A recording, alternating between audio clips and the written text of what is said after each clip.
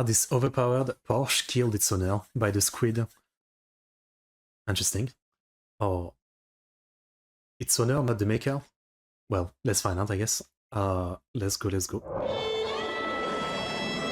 Widowmaker. It means something that kills. Dangerous, reckless, and wicked devices that only the brave go near. Machines that have taken the lives of legends. John Wolfe didn't survive. That are so downright difficult to wield. They terrify even the most brave among us. And these things. We keep making them. As if our brains are wired this way. Yeah. The allure of commanding something capable of destroying us drives us on.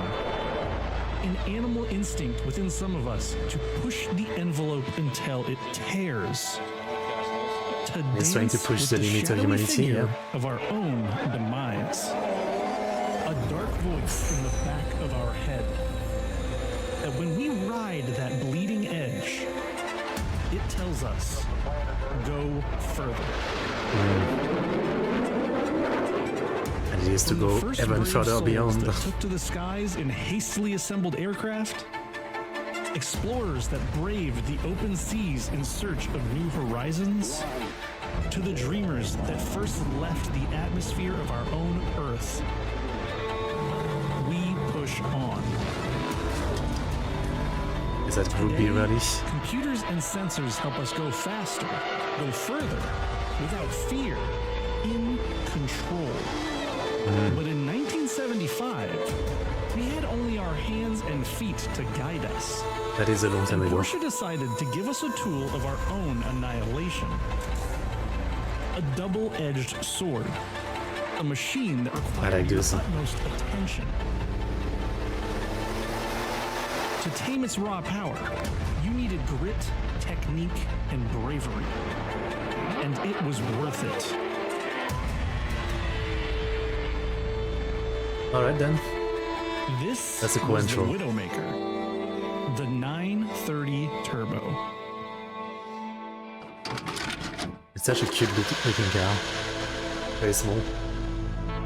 Chuck Yeager was the first human being to hurtle across the sound barrier. He did it piloting the Bell X-1. Piloting is a word I'm using generously here. The X-1 was nothing more than a rocket modeled after a .50 caliber bullet. Okay. His odds of success were, well, let's just say there were a lot of death pools for early test pilots. Yet, it was Yeager's respect for his own mortality that kept him above ground. No one else was as aware of the danger posed by flight, and that knowledge made him study and adapt constantly in order to gingerly step forward, over the understood limits of humanity. Scientists at the time didn't know what would happen at supersonic speeds. Right, yeah. They thought the air pressure might just rip the plane apart, or that the pressure wave created would obliterate nearby homes. But the call of the void was too great.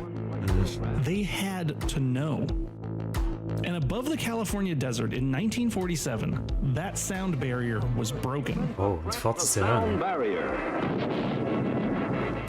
Brave, or stupid, or both, Chuck Yeager became the first person to travel over Mach 1. Okay, you could say that about every person who does something like that as a first. Huh? The first person to space, the first person to go to the moon, the first person to break the sound barrier, etc., right? Huh? Like all those human beings that try to be the first at doing something. You know, there's a little bit of everything.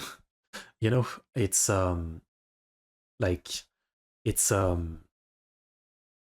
bit of stupidity, bravery. It's a bit of like that human instinct to push the limit or find the limit and stuff like that. It's you know, it's a bit of everything. 7 years later, the US was already trying for Mach 2. And yet again, it was Chuck Yeager that climbed into the flying coffin known as the XF-104 Starfighter. To underline how courageous this was, he was piloting the third Starfighter. The first two had already crashed. And the third fared no better. Chuck survived the incident and went on to do something safer like fly for NASA. The US, on the other hand, had wars to win. And a new high-altitude interceptor could help turn the tides of battle. They wanted their new jet now. So they put it into production without a second So yeah, thought. the advantage is fighters. Blazing in the sky. In 1958, the F-104 Starfighter entered service. A jet meant only to do two things: get very high and go very fast. A rapid response jet, capable of getting like to a the bad fight combo. and leaving it before its rivals. We're not talking about that kind of It guy. broke records for altitude, climb rate, and speed, and was adopted by almost every major military air force in its short lifespan. But most importantly, it instilled a healthy fear into every one of its pilots. In the German Luftwaffe, its reputation was notorious. To fly one was akin to playing Russian roulette. You see, it was designed only with speed in mind, not safety. It had dangerously thin wings that were pushed far to the back of its frame. It didn't carry a lot of fuel, and it couldn't turn very hard. And it was terrifying to land because if you got too slow, it would simply fall out of the damn sky. It was such a dangerous and difficult beast to tame, the Germans lost over 200 of them to accidents, taking the lives of over 100 pilots, earning it the now infamous title of Widowmaker, Ah, I see. a tool as deadly to its operator as it is to its enemies. Although the stakes are never as high as in war, the racetrack is a very real battlefield. Where competitors have to fight for every inch, and in many cases, failure carries the same consequence. Sure. We did watch a baseball video We all earlier. have a If you desire want to to reroll the create stream, something that will rewind the show stream. we were here and did something of value. or Porsche. To create something timeless. Enter Porsche, who is no stranger to war. They are, after all, a company founded in Germany prior to 1935. And like nearly all companies who forged weapons for combat, after the war they found a home in automobiles and racing. In the 60s, they found themselves standing toe-to-toe with Ferrari and Ford, even stealing a win from the Blue Oval in Le Mans with the legendary 917. By 1972, Porsche was well on its way to becoming the king of motorsports. They were a household name in Le Mans, Rally, GTP, and had entered the infamous Canadian-American Challenge Series. That's a At the crazy helm ace of their spoiler. Can-Am car was a driver Alright, named George Fulmer, who legend has it was incapable of ever being serious. What was serious, though, was the car he was tasked with piloting. It was Dialed. dubbed Turbo Panzer, or 917/10. It was an 1,100 horsepower demon based on the Le Mans winning 917. The 917-10 had a bigger engine and an even bigger turbo. For his first race, Fulmer was handed the keys to the 917-10 at a Can-Am race at Road Atlanta. Fulmer had never driven the 917-10. He'd also never driven at Road Atlanta. Oh shit was about all he could muster to say before he took the challenge. That all sounds like a Despite his recipe for misgivings, disaster. he and the 917-10 would bring home the gold and essentially ruin Can-Am forever. Seriously, the Can-Am Association effectively banned the 917-10 specifically, then stopped running the race entirely. The end of Can-Am racing left a turbo-shaped hole in Porsche's heart, though. So they set their sights on the Grand Touring Championship in Group 4. And Group 4 meant homologation, meaning if a car was going to be raced, hundreds needed to be sold to the public. An unsuspecting public that was about to witness a beast that refused to be tamed. Performance, practicality, and value. The choice was clear. The 911 was already the perfect sports car, the chassis already tuned to perfection. This year? It just wasn't fast enough. Porsche's solution was to pull the 3.0-liter engine from the Carrera RS, their most powerful engine of the time. And a wise man, Dr. Ernst Fuhrmann, decided, F it, let's turbocharge it. Give it massive power. He said, I'm not driving it, Consequences so be damned. whatever. It was one of the least Porsche things Porsche has ever done. I see. And it was excellent. The new power proved too much for the 911's chassis at the time, so Porsche widened the rear axles to try to keep it in check. It wasn't enough, so they fashioned a new engine cover with a massive wing providing more downforce. It wasn't enough. They stiffened the suspension, added bigger brakes. It wasn't enough. They employed a more durable 4-speed transmission rather than using a more fragile 5-speed of the time. They did everything they could to tame this new wild monster, and it wasn't enough. But I guess from the way it's describing it, the problem is that they didn't build a new car from scratch. They just added like crazy power to an existing car, but that wasn't meant in the first place to accommodate it. That's the problem. In 1975, they gave the green light to release their new child to the ill-prepared masses. They called it the 911 Turbo. And it was fast. Yeah, no conquer, yeah. That's what I got. Much like the starfighters screaming overhead. Fair enough. Fair enough. The 930T was little more than a monster of an engine with just enough control to give you the illusion of being in charge. And it was like nothing else at the time. The muscle car was dead. 1974 Ford. But I love Even it. the Look how Corvette cool it had looks. around 200 horsepower. Japan was still a sleeping giant. There alone was this turbocharged monstrosity, poised to blow the competition away. It was immediately adopted by driving enthusiasts, who were tenderly stepping out and acquiring 930s of their own. Mario Andretti, Walter Roll, Jackie Eakes, all 930 turbo owners, and all Chuck Yeagers in their own right.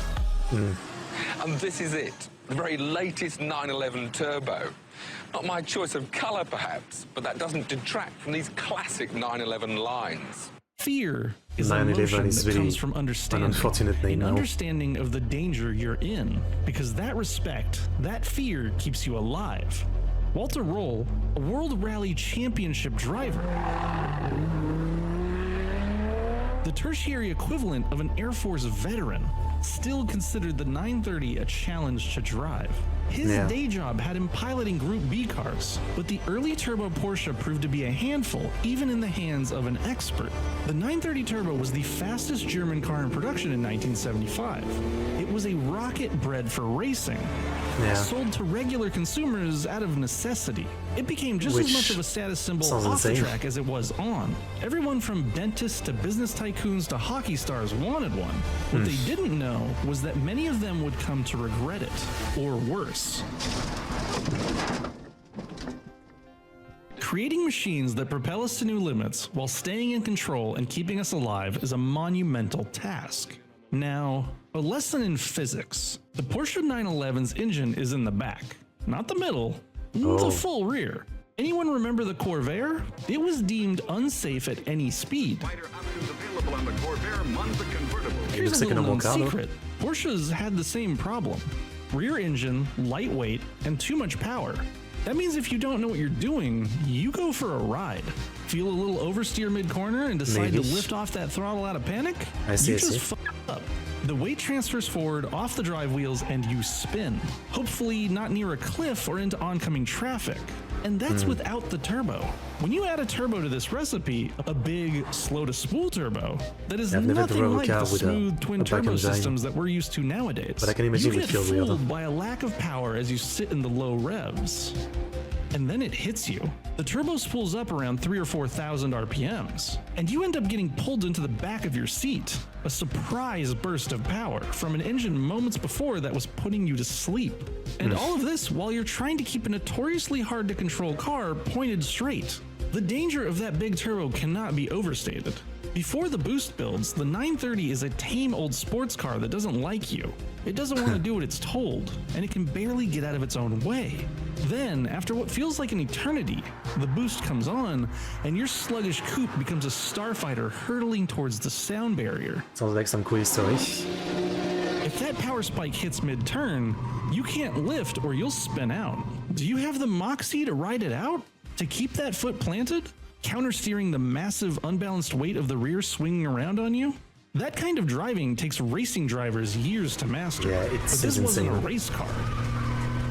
This was a normal sports car sold to any idiot with enough money. It was akin to selling a tank to a casual hunter, or an F-14 Tomcat to a drone pilot. Like anything else so close to the edge, it only takes a minor mistake to send you over.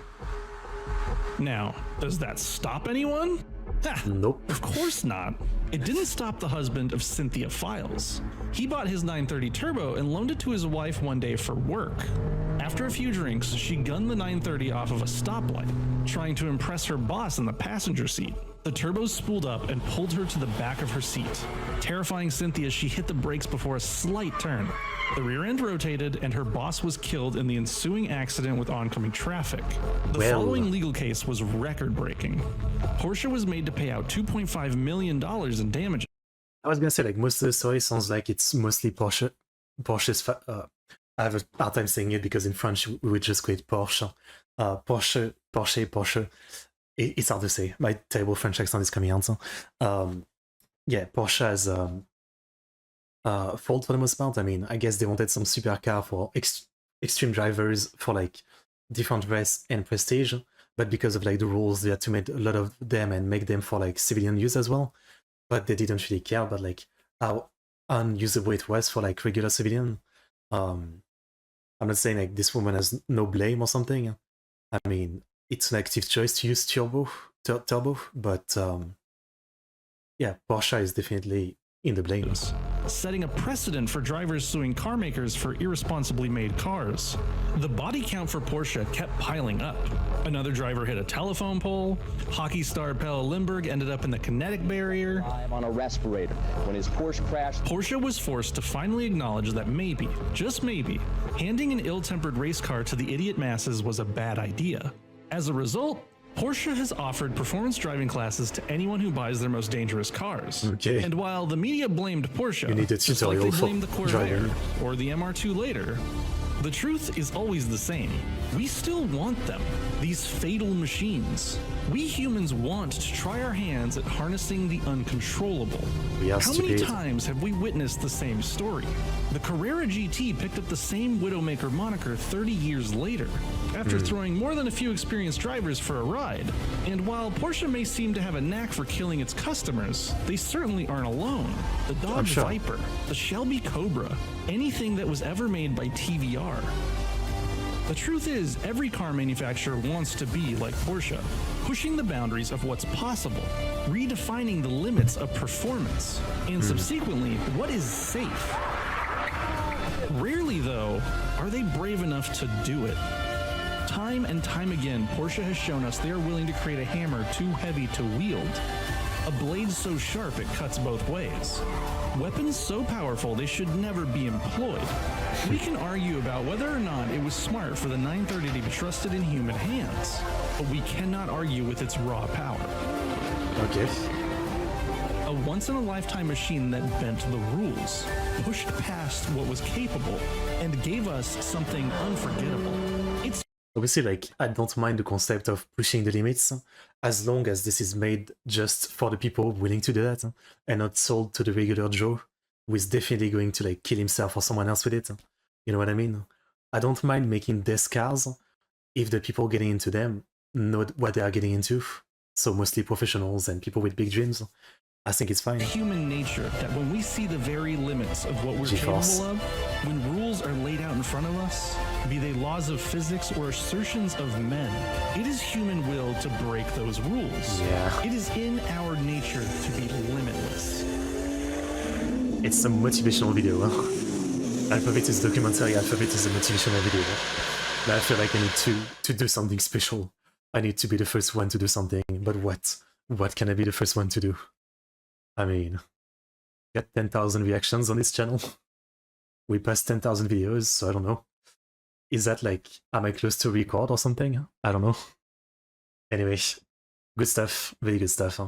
Yeah, super interesting, as always. I like learning about the history of some cars and stuff like that, so I do think that was great. And we've watched video before from the Squid. I think they even commented on one of my reaction once. Yeah, great channel. Again, documentary and also like kind of a like motivational speaker, I would say. This was great. Awesome history.